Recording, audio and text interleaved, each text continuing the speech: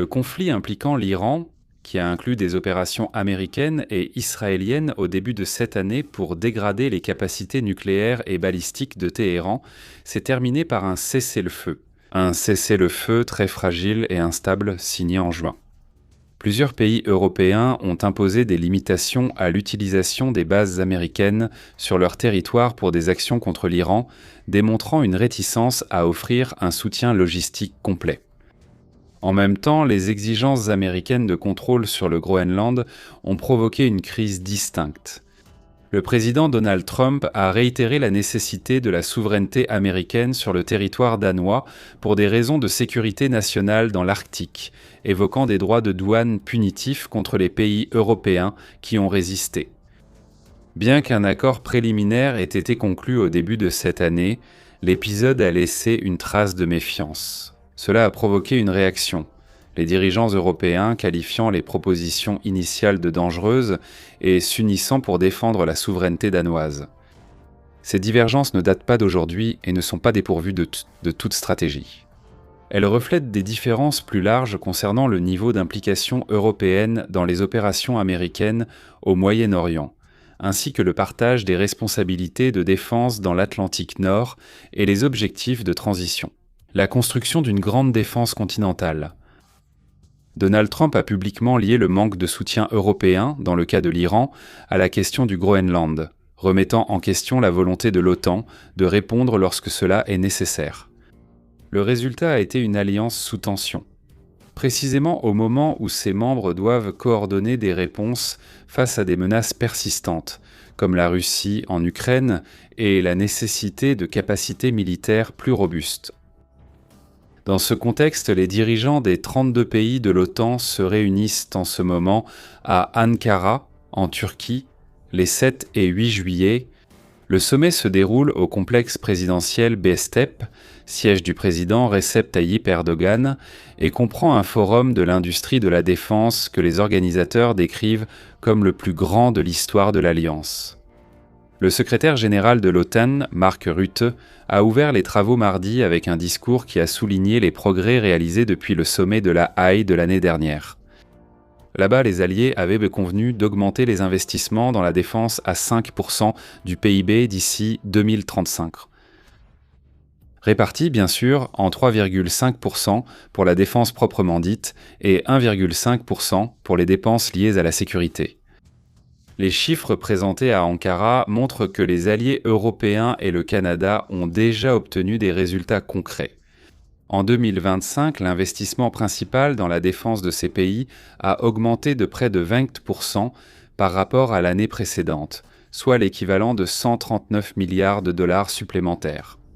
En additionnant 2025 et 2026, le total supplémentaire atteint 258 milliards de dollars. Et Mark Rutte a qualifié ce rythme d'impressionnant et a affirmé que les Européens et les Canadiens sont en voie d'égaler les niveaux de dépenses américains.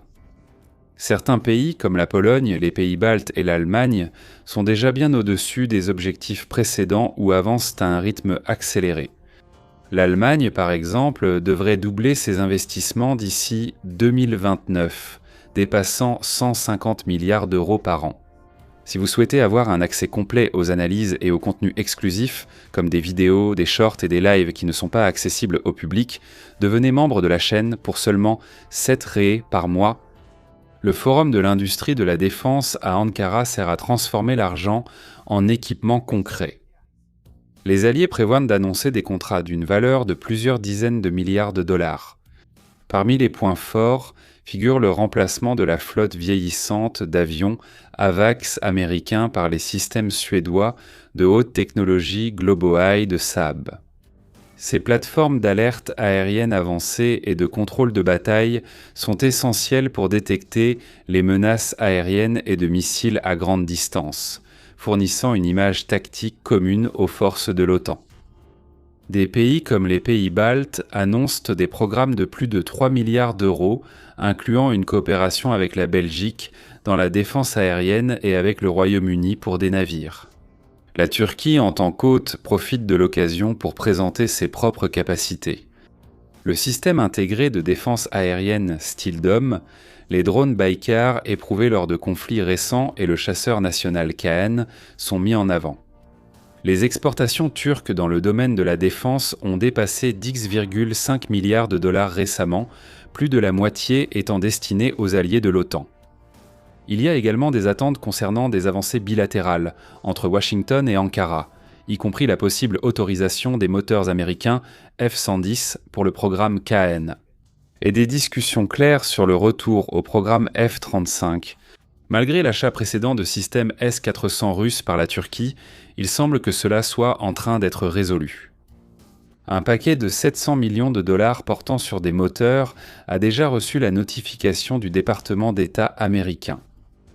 La présence du président Donald Trump à Ankara ajoute un poids politique. Il arrive après des critiques répétées envers l'OTAN pour des dépenses insuffisantes et après les épisodes de l'Iran et du Groenland. Il a également indiqué qu'il lèverait les sanctions contre la Turquie, et cela devrait ouvrir la voie au F-35. Cependant, les chiffres de l'augmentation européenne sont présentés comme une réponse directe à la pression américaine. Mark Rutte, après une rencontre récente avec Trump, a parlé d'une bonne réunion et de progrès prometteurs. La déclaration finale attendue réaffirme l'engagement inconditionnel envers l'article 5 du traité de Washington. Une attaque contre l'un est une attaque contre tous, et décrit la Russie comme une menace à long terme pour la sécurité euro-atlantique. Le soutien à l'Ukraine occupe également une place centrale. Le président ukrainien Volodymyr Zelensky participe aux discussions lors du sommet de l'OTAN. Les alliés doivent s'engager à fournir 70 milliards d'euros par an en aide militaire cette année et des montants équivalents l'année prochaine, pour un total d'environ 140 milliards d'euros sur 2 ans. La majeure partie de ce montant provient de l'Europe et du Canada. Les États-Unis se concentrent sur des équipements spécifiques, tandis que les Européens prennent en charge les coûts des intercepteurs, essentiels pour contrer les attaques russes. L'objectif déclaré est de maintenir l'Ukraine capable de résister et d'empêcher de nouvelles tentatives d'agression russe. D'un point de vue militaire, ce qui est en discussion va au-delà des pourcentages. L'augmentation des dépenses permet d'étendre les lignes et la production de munitions d'artillerie, de missiles guidés, de systèmes de défense aérienne multicouches et de capacités de frappe en profondeur. Les leçons de la guerre en Ukraine, la consommation élevée de munitions, l'importance des drones et la défense contre les missiles balistiques et de croisière orientent dans les priorités actuelles de l'OTAN. Mais pour regarder la vidéo complète de cette analyse et en savoir beaucoup plus sur ce qui se passe, faites comme nos membres et devenez membre de la chaîne exclusive pour seulement 7 raies et 99 centimes par mois. Cliquez sur le bouton « Devenir membre ». Maintenant, je veux savoir votre avis.